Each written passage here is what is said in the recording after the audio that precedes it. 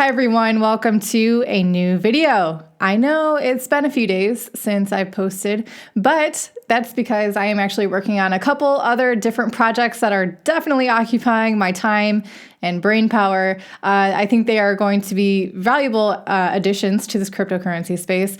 And until there is something actually official to be announced, you will be the first to know on this channel. I just want to let you know I'm working on other stuff, and so that's why I haven't been posting quite as many videos as I normally do, but I'm definitely going to stick to at least once a week, if not more. Anyway, that's where I've been, but don't worry because today's video is epic. I couldn't think of a better way to ring in the weekend than giving you guys a video of Andreas Antonopoulos' greatest hits. For those of you who have not yet had the pleasure of knowing who Andreas Antonopoulos is, perhaps you are new to this space.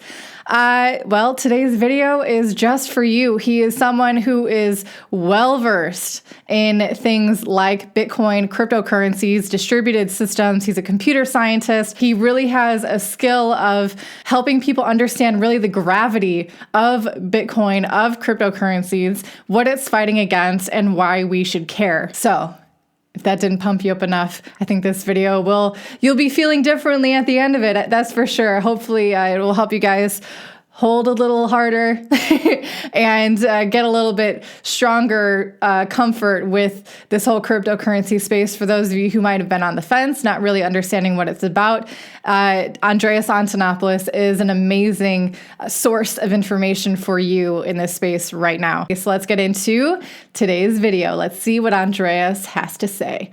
Get ready for some goosebumps. Okay, here we go. The last 6 months have been weird for all of us. And we watched this incredible Let's see if I can adjust my microphone for it. And it dominated the conversation. Now, if you've been in this space for a while, this isn't new to you, right? You've seen this happen. This is maybe the 6th, 7th, maybe 8th big bubble-like behavior where you see this massive increase in price. And we've seen it before. I remember at some point in October, I started getting calls from journalists and they asked me to comment on this. And they would ask in a very kind of cagey way, so what do you think? Could this possibly maybe be a bubble? I was like, of course it's a bubble. We're living in the era of the everything bubble. But also, I will be providing links to the full full video of the talks that are being featured in this video. It's a video and a video and a video. So you want to see the whole thing in its entirety, links are in the description. Okay. Really, it's not the Bitcoin bubble you should be worried about that everybody is very aware of. I'd be more worried about the subprime auto loan bubble, the stock bubble, the bond bubble, the real estate bubble,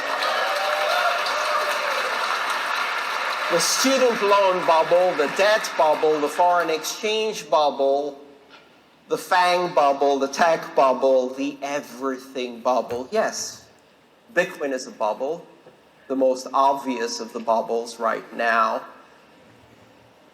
And 24 hours later, someone made a video with me in a Darth Vader mask. Said, Andreas went over to the dark side. He's calling it a bubble. Now, this is probably one of the very few videos I've seen of him actually talking about the price.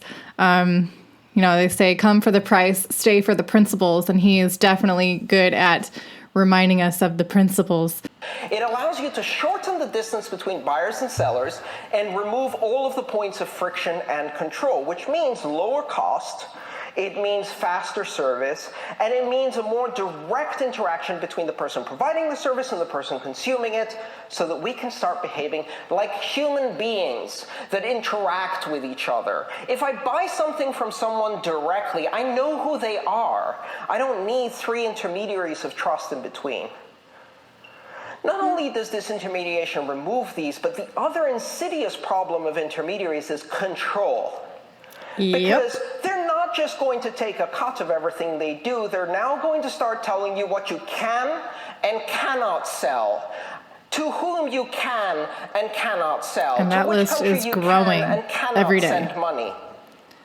And that would be wonderful if they because it is politically motivated moral principles and decided that, no, we really shouldn't be sending 40% of our budget to Lockheed Martin and General fucking Dynamics to bomb people around the world. Maybe we should do something else. But no, they Amen. don't have my moral principles, or probably your moral principles. They think it's very wrong to send money to WikiLeaks that hasn't been convicted of doing anything wrong ever. But it's perfectly right to send a contribution to the Alabama chapter of the KKK, which is It's also a great example of, them demonstrating it's not really your money, it's their money, and you can only spend it in the way that they approve. Fundamental problem in all of our platforms today. They have become gatekeepers as intermediaries. So the side effect is not just the 2% cost of every transaction, it's the fundamental erosion of democracy. It's the destruction of all of the other institutions that we used to have control over. We no longer have choice, we no longer have voice. And what is left when you have no choice and no voice? Exit. And we can do exit the hard way. And exit the hard way is trying to get with 50 other people into a tiny boat and cross the Mediterranean.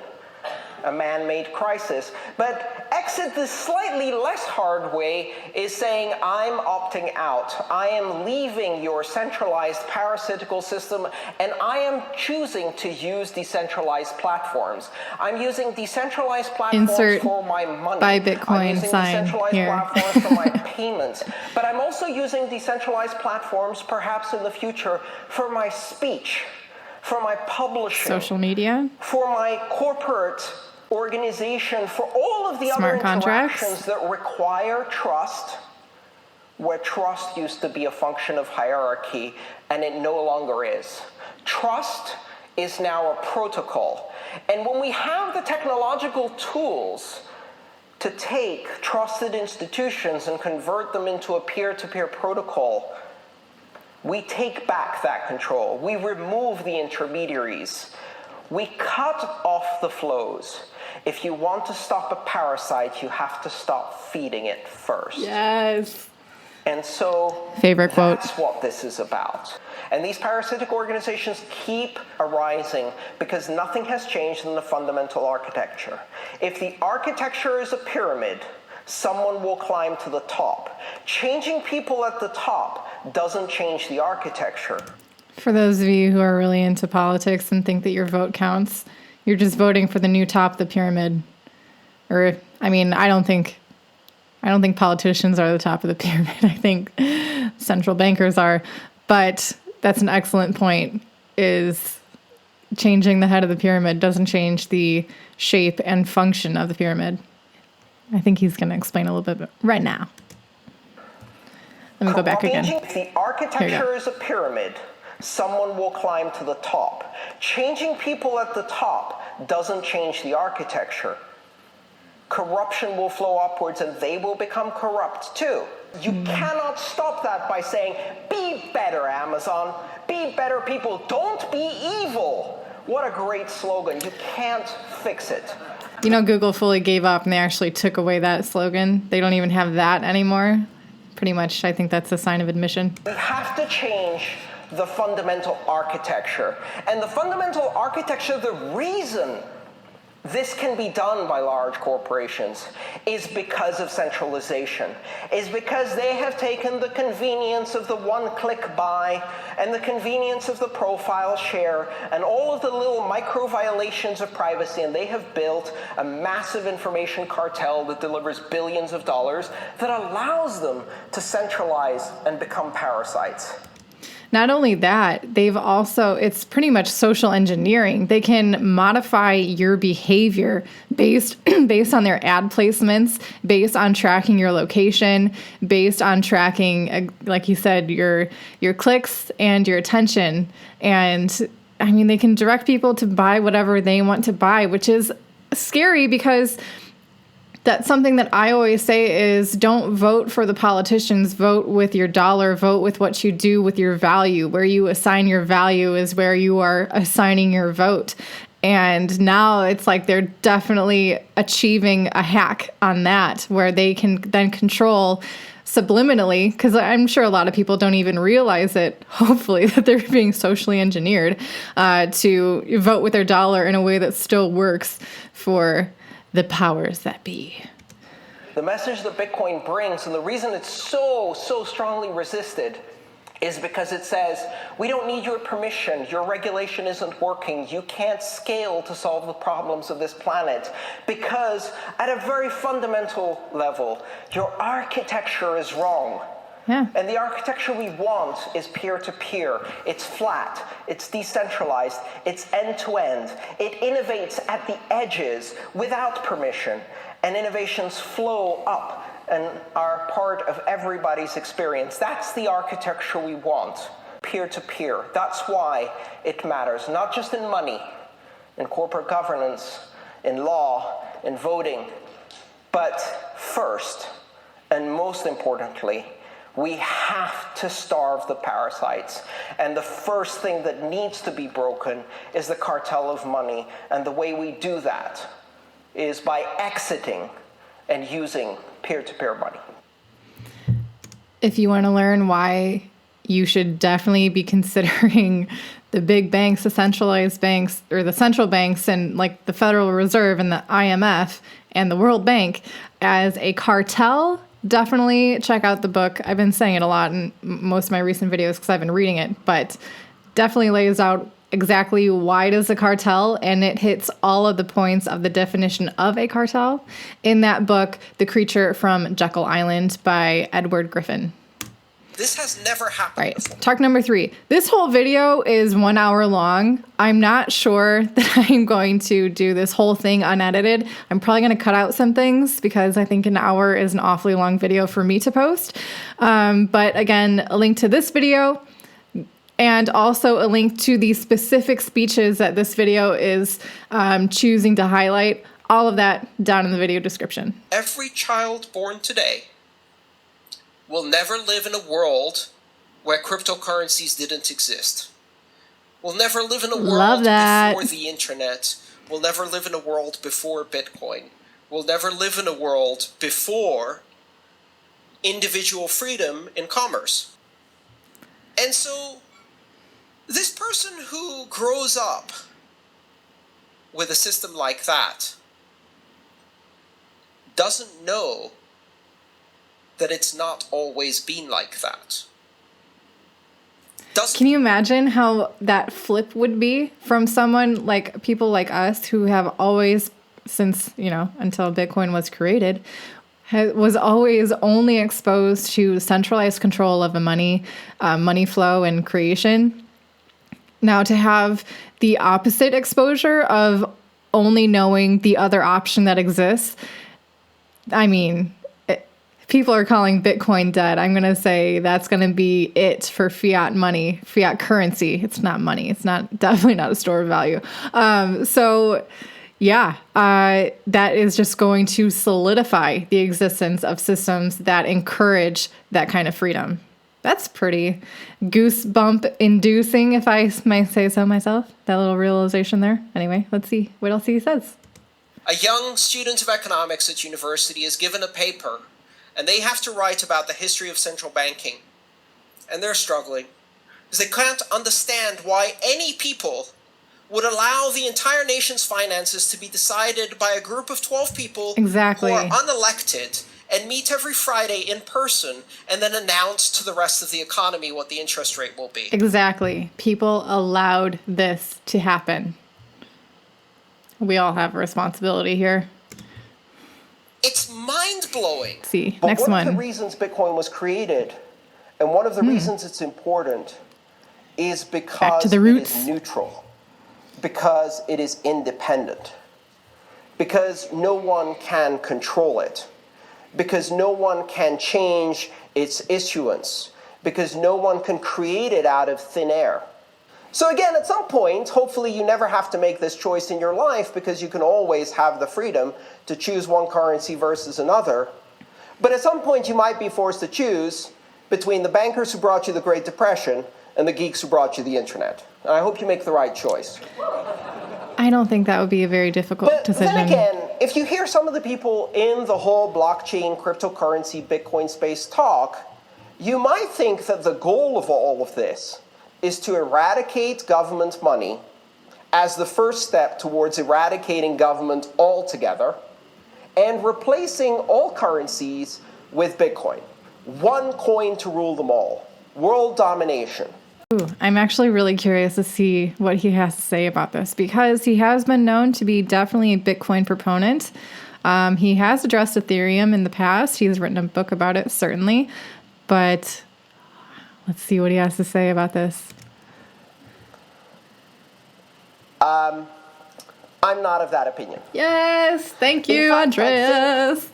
The idea of having only one world currency is a bit of a throwback to our current currency system. Exactly. We've grown up with a system of currency where all currencies are backed by nation states. They represent flags, right? They have wrapped up in the commercial mechanism of value a bit of nationalism and patriotism and a flag-waving person. I actually think that's why I can't understand maximalists in this space. It is essentially supporting the same kind of mindset that is nationalism, not encouraging competition or innovation in others and being threatened, really, by others' creativity and thinking, I don't know, it's kind of counterintuitive for me, in my opinion, maximalism in this cryptocurrency space. Currencies represent nations, and therefore they're part of this battle. It's like the world is a big chessboard, and currencies are pawns that are fighting on this big geopolitical battle. And the dollar wins if the ruble fails. It's country versus country. Zero-sum game. And in that environment, it's natural to think that currency as a system is a winner-takes-all system. Zero-sum game. If you guys are at all into game theory, definitely interesting to see how it can be applied in all these different aspects, especially in cryptocurrencies, which beautifully enough is not a zero-sum game, which is, I think, a very important aspect. Or zero-sum game. There you go. Where the only way that one currency wins is by another currency losing. And that's a world in which you cut off your nose to spite your face, which is a good summary of our current foreign policy, but also a good summary of the foreign policy of the European Union, China, and Russia. And in that environment, if that's what you know, if that's what you grew up with, then when something like Bitcoin comes along, it's threatening. Your natural inclination is to think, oh, this one could win the zero-sum game. This one could dominate all the others. But what if that's not how it plays out? What if instead, all along, money was simply a form of language? What if we understood that money is a way for us to communicate value to each other? What if, in fact, we're going from a world with 195 currencies to a world with 1,000 currencies, to a world with 10,000 currencies, 100,000 currencies? And you can use as many of them as you want or not, and you can choose at any moment in time. And then when you hear that, you probably think, well, that sounds very fucking confusing. I don't want 1,000 currencies. I can barely keep track of how many euros are in a dollar when I go on vacation to Disneyland in Paris. Well, the good news is that we're not talking about traditional paper money. We're talking about purely electronic money. And all of the world's currencies are going to purely electronic money. At which point, the difficulty of trying to figure out which currency you have, which currency the shop will take, what the exchange rate is, and how to convert them, is something that disappears into your smartphone or your iPad or your smartwatch or whatever other device is holding your money. Which is exactly what people are working on at this very second. It's really beautiful. It's going to be beautiful when all of this really comes together. And it's interesting too what he was saying. It's like there could be 10,000 different currencies, and those who are maximalists will think that will kind of dilute the space. My impression of their opinions are that. But that's the beautiful thing. You don't have to use all of them. You can choose which ones you want to use and support and utilize. And there will come a day where usability is going to accompany cryptocurrencies, and it's going to be freaking magical. And then the fact that you have 10 currencies really isn't an issue because you don't even know you have 10 different currencies. What if we're going to a world where fully connected, instantaneous commerce is possible by anyone, anywhere, and they don't even need to commit to a specific currency, and no currency wins? Taking that a step further, Because Andreas. we all win by having choice. Amen. And that's really what it boils down to. This technology gives people choice. And we already have more than 1,000 currencies that are trying to find different ways to use that same basic technology to do different things. It's a very exciting technical space which has erupted over the past 10 years and created this enormous diverse environment with a lot of exciting development going on. Okay, what's he going to say? And at the same time, I don't care what you build something, make something better. And if you're not a developer, help. Send a help desk request, fix a minor documentation problem, create a video, paint a painting, do a poster, get up in front of your local meetup and describe your experience so that others can be helped. Everyone has a role to play, and that's what community is about. Exactly. Cryptocurrencies were invented, and once they were invented, they're not going anywhere. They are a significant invention. I think eventually cryptocurrencies will be recognized as probably the most important invention in economics and technology in the 21st century since the introduction of the internet. So cryptocurrencies, I would call, in general, currencies that depend on their operation on cryptographic primitives and a common understanding of how the software works. Bitcoin is a very special type of cryptocurrency in that it is the first cryptocurrency that is based on a distributed proof of work principle that is captured in a distributed database called a blockchain. The concept of distributed proof of work is what makes Bitcoin special. Bitcoin is based on a simple invention. And You know, that's a good point. A lot of people nowadays want to say that proof of work is a massive waste of energy. It, without a doubt, uses a lot of energy, a lot of big energy consumption. But it's really interesting to see how the free market works, because this huge energy consumption is forcing these big mining companies to pursue renewable energy sources.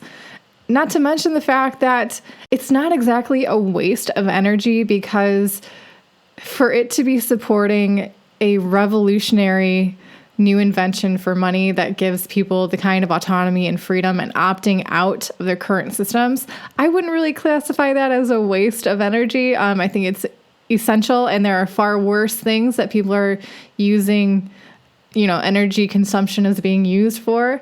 But you cannot deny the fact that proof of work is, without a doubt, at this point, the most secure and most fair way of solidifying the network of a cryptocurrency. That's my 2 cents. And in 2014, during the worst year of Bitcoin, 500 startups received $500 million in investment, generating tens of thousands of jobs, and none of that innovation has come back yet because they just started. Give us 2 years. All of the incredible technology advancements we saw in 2014 happened from inventions that were done 2 years ago and just started reaching broad adoption. Now what happens when you throw 500 companies and 10,000 developers at the problem? Give me 2 years and you will see some pretty amazing things in Bitcoin. Bitcoin could very much collapse in value. What I can guarantee for you, no one can confiscate your Bitcoin. No one can steal your Bitcoin. No one can bail in your Bitcoin. No one can bail out your Bitcoin. Right? No one can seize your Bitcoin, or forfeit your Bitcoin, or inflate it into paper money. I think a lot of the people in Bitcoin have a very palpable sense that they are participating in history. This stuff has never happened before. We've never had a currency that can enable distributed consensus without a third party. We've never had a successful digital currency that doesn't have a sovereign actor behind it. We've never had a currency that can be instantly transmitted across borders without controls.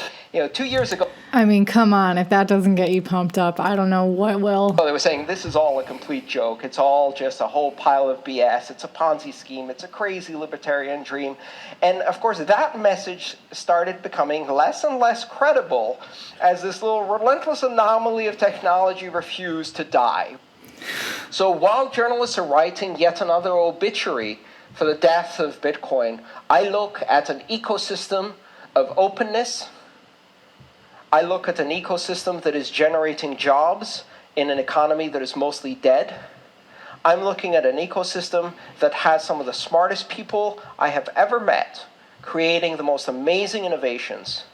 And the really amazing thing about this is that we all benefit from all of this. We're not really competing against each other. When one Bitcoin company builds something amazing, everybody gets the benefit. Bitcoin gets Thank you, better. open source. Exactly. So I hope that was, I think that was a pretty thorough introduction to Andreas Antonopoulos and the way that he thinks and the way that he communicates these theories of Bitcoin, what it's really all about to the masses. He's definitely, God, I'm going to be so basic right now. I'm going to say hashtag goals for those of us who are trying to represent the cryptocurrency space to outsiders. If you haven't already, check out his YouTube channel. It will be linked down below in the video description. Definitely give him a follow and enrich your life. So welcome to the weekend. Happy Friday. I hope you guys are doing great. That's going to be it for today's video. I will be coming to you guys again soon. It won't be too long. Anyway, I'll see you soon. I hope you guys have a good one. See ya.